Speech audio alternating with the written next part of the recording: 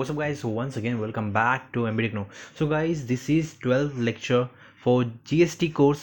इसमें मैंने पहले ही आपको मैंने एक चीज़ बताई है कि like if you have not subscribe my channel please do subscribe. Basically मैं इसलिए बोल रहा हूँ क्योंकि इसमें मैं पूरी सीरीज़ कवर करने वाला हूँ और नॉट ओनली दिस सीरीज़. मैं इसमें जो भी कोर्सेज सपोज जो भी जिसके लिए लोग चार्ज करते हैं बेसिकली दैट वी आर गाना कवर वोल कोर्सेज. ठीक है, सो सब्सक्राइब कर लेना. ठीक है, आगे बढ़ते हैं.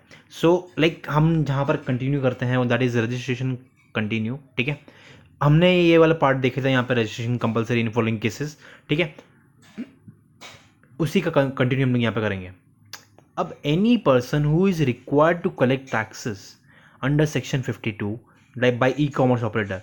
ई कॉमर्स ऑपरेटर को कंपलसरी करना है. ठीक है, ये हमने पढ़ लिया था यहाँ पर भी.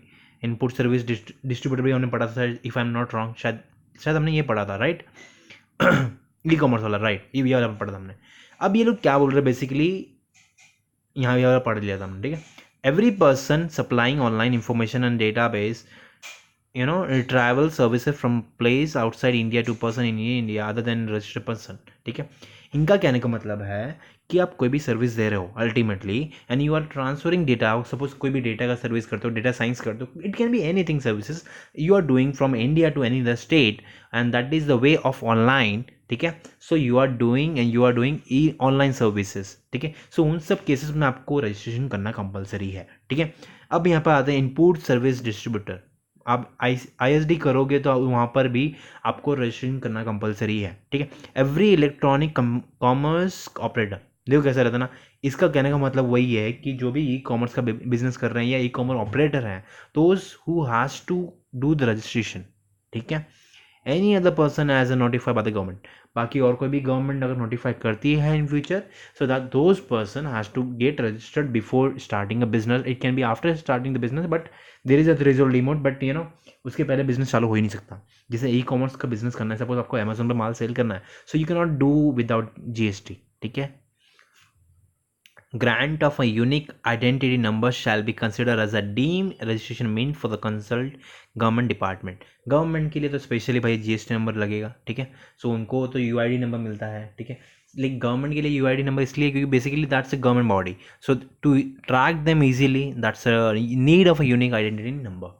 ठीक है, आगे बढ़ते हैं. प्रोसेस ऑफ रजिस्ट्रेशन, बेसिकली ये प्रोसेस है. ठीक है, अब if liable for the registration, अगर आप required to obtain registration within 30 days from the date of become the liable to registration. जब भी सपोज मैंने बिजनेस चालू कर लिया, ठीक है, मैंने बिजनेस का मैंने इस्टेब्लिशमेंट खड़ा कर लिया, तो within 30 days I have to do the registration. अगर if I am liable to do the registration, मुझे करनी है. सपोज मान लीजिए अगर सपोज मेरा टर्नओवर, मैंने आपको पहले बताया था कि like 40 lakhs is for services and 20 lakh for goods. ठीक है, अगर मुझे लगता है मेरा 90 lakhs का टर्नओवर हो गया है, सो मुझे रजिस्ट्रेशन के लिए अप्लाई कर देना चाहिए. क्योंकि कैसा रहेगा ना, सॉरी, अगर सपोज मेरा रजिस्ट्रेशन के लिए एप्लीकेबल बन गया, 90 लाख हो गया, तो 90 लाख के बाद मुझे रजिस्ट्रेशन के लिए अप्लाई कर देना चाहिए. क्योंकि 20 लाख पहुँचते हुए देर नहीं लगेगी. क्योंकि 20 लाख पहुँचते हुए देर नहीं लगेगी, सो उस टाइम पे क्या रहेगा कि मुझे, हाँ भाई, मुझ पर कुछ प्रोविज़न अप्लाई नहीं होगा, कुछ तो भी पेनल्टी नहीं लगेगी, कुछ भी इंटरेस्ट नहीं चार्ज होगा बेसिकली.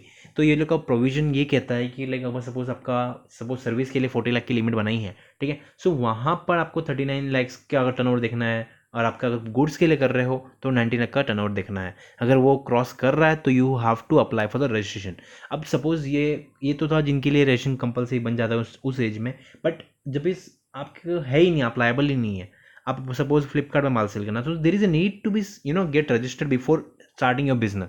वहाँ उनका क्राइटेरिया ही वैसा है. ठीक है, सो ये सब ई कॉमर्स में आता है, तो वहाँ पर आपको रजिस्ट्रेशन करना कंपलसरी है. ठीक है, PAN is must for the GST registration. देखो क्या बोलते हैं लोग, पैन होना compulsory. PAN number, PAN card जो होता है वो कंपलसरी. क्यों? बेसिकली कैसा रहता है, जो भी GST नंबर बनता है दैट इज़ पैन बेस्ड होता है. उसमें जो नंबर में से जो 10 डिजिट होते हैं that is your PAN number. ठीक है, सो इसलिए पैन नंबर कंपलसरी है.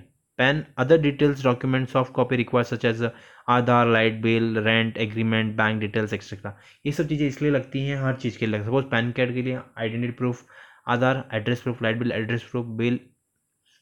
ठीक है, रेंट का रेंट इसलिए मांगते हैं, सपोज कुछ लोग बोलते हैं ना कि मैं रहता हूँ बट यहाँ पे रहता नहीं, बट रेंट एग्रीमेंट वहाँ पे लग जाता है. ठीक है, बैंक डिटेल्स लगेगी, कुछ भी फ्रॉड हुआ तो बैंक के थ्रू पकड़ सकते हैं. ठीक है, अब ऑनलाइन एप्लीकेशन करना है। क्या करना है? Online application. आपको कहीं जाने की जरूरत नहीं कि लाइक भाई फॉर्म भर के दो फिर वहाँ पे आएगा बंदा। There is totally stressless and paperless. E paper के थ्रू होता है।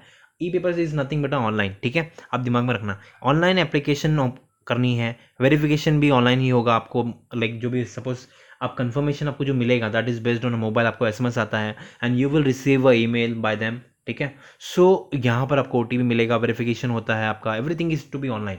आपको जो भी सपोज क्लेरिफिकेशन वो लोग मांगेंगे आपसे, आप सपोज जो रजिस्ट्रेशन के लिए अप्लाई करोगे, so they will ask for the clarification कि लाइक आपकी सच में आप बोलते ना बिजनेस का पर्पज़ क्या है।